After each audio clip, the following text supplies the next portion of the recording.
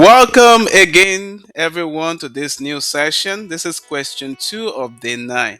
Let's dive straight into the use case here. So, we have the sales analytics 6 order volume, products sold, and total quantities by category and subcategory to measure demand strength and breadth of adoption. Your task is to publish a category performance summary with volume and breadth indicators.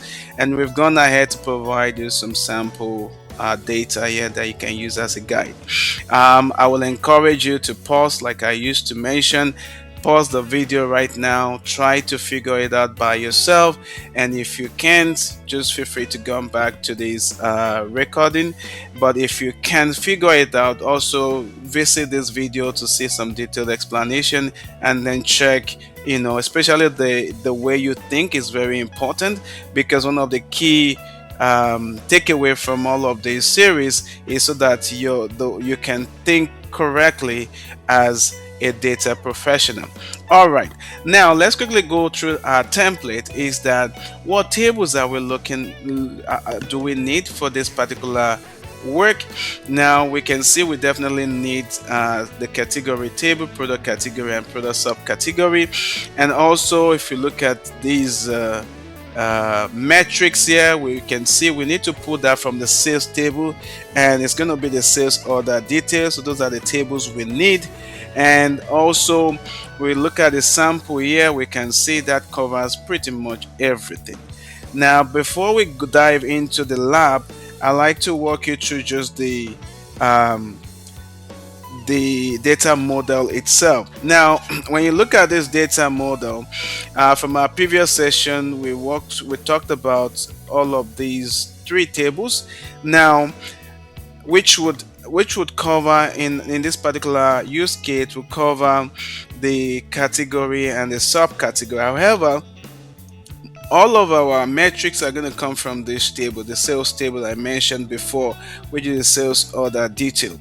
Now, we really don't need this table. However, we can go from, we need to go from these two tables to this table, but we can't do that like this. We can't go directly because there is no common key, and then we need to come in through the product. And very key in your own work as well, you might not have this data model. If you do, feel free to understand the data model and try to analyze it similar to what we've done here. But if you don't, take a look at, familiarize yourself with the table, with all the tables and the various domains, and then try to see how you can move from one table to another, confidently.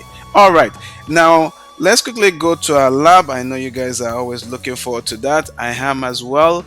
So when you look at our lab here, all right, so we're gonna start this Q2 again. Okay, when we look at this our lab here, you can really tell that we'll need all of the similar to the solution we had in question 1. So we're just gonna replicate that for question 2. All right, and then here let's run this again to see what that looks like. Beautiful. We can see this is exactly what it looks like. So we still need one more table, and it's good that we take a look at what that table looks like, and that's going to be our sales order details. So we're just going to pull that here, and then we're going to quickly type select star. All right, and then we'll say from. All right, and then we can just run that. Okay. Right. Now we can see we definitely will need, you see this table, first of all, before I mention the attribute we'll need. This table really tells us that these are transactions that has happened, meaning that, if a product is referenced has actually been sold before, order here actually been placed, quantity here has actually been sold. This is what we actually need. And you can see the sales order being represented there. We can be able to tell the order volume, and the quantity here we can use to tell the total quantity. And then we have the unit price there, which we can not the unit price, pardon me. We also need a product ID that we can tell the product sold for this particular period. Now that we know all the attributes we need, let's pull them out here.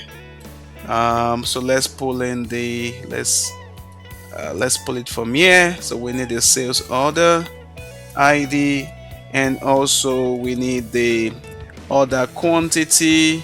Where are you? Oh, I'm pulling this guy, so it's supposed to be the order detail. uh, okay, so we have the order quantity here, and also we need the product ID. So those are the three attributes that we need. Okay, now we're just going to comment this out, and then we're going to look for a way to join this back here. Okay, so let's uncomment this, and then we're just going to have another left join, let outer join, and then we're going to reference this table right here, and we can call this as detail. We can actually make a sales detail. So, and then we'll say on, and we know that we can use a product ID to connect to this particular table. So we're just going to say p.product ID. Okay, ID equals to as detail dot product ID as well. All right. Okay, beautiful. So let's still run this again. Awesome, awesome. So that is great. Now we need three from our use case. Let's go back to our use case. We do actually need the order volume, the product sold, and total quantity. So let's start with the order volume. Now you might be tempted to think that this is the order volume.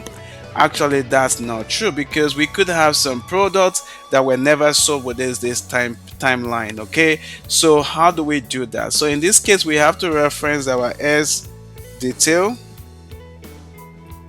Oh, sorry, detail. Okay, dot product ID, and then we just change the name. We call it total product. Okay, and then because the same product ID could be sold twice. Okay, so if I run this, for example, you can see that we, for example, the highest now we have as 20,944. Now we are not interested in just, if a product is sold twice, we are not interested in that. We just want a distinct product that actually was sold. So because of that, I'm just going to show you something really quick. All right, so because of that, you need to specify distinct here. Okay, so that you can be able to tell what was sold, and you can see. Okay, so let's order by 5 in this case, and you can see here it's telling us that road bikes is the highest, because we are looking at even the duplicate as well, but we just need the distinct one. So we're gonna do this, and we can see even though bike was the highest sold in terms of the category, but the actual distinct number of products sold is 43. Right, you can see the difference is really a lot. So that's why it's important not only to understand what you're looking for, but to understand how all of these things work. Okay, and you know that from product to sales is one to many, and that's why we can know that we need to add distinct. So I'm going to comment these guys out, and then the next one we need to put in here, to add here, is the total quantity. So we're gonna say sum order quantity,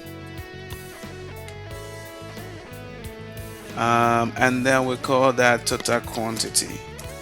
Okay,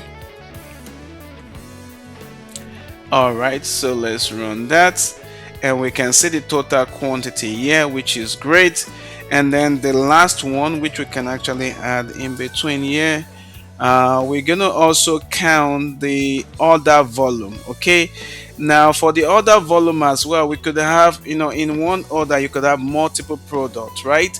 And this sales order is at product sold level. Okay, so what we're gonna do is we have to also do a distinct as well. Okay, and say distinct, and then we'll just say, actually we can copy all of this so that it's easy to just change. Okay, now we call these we just call this sales order ID, so it tells us the order volume.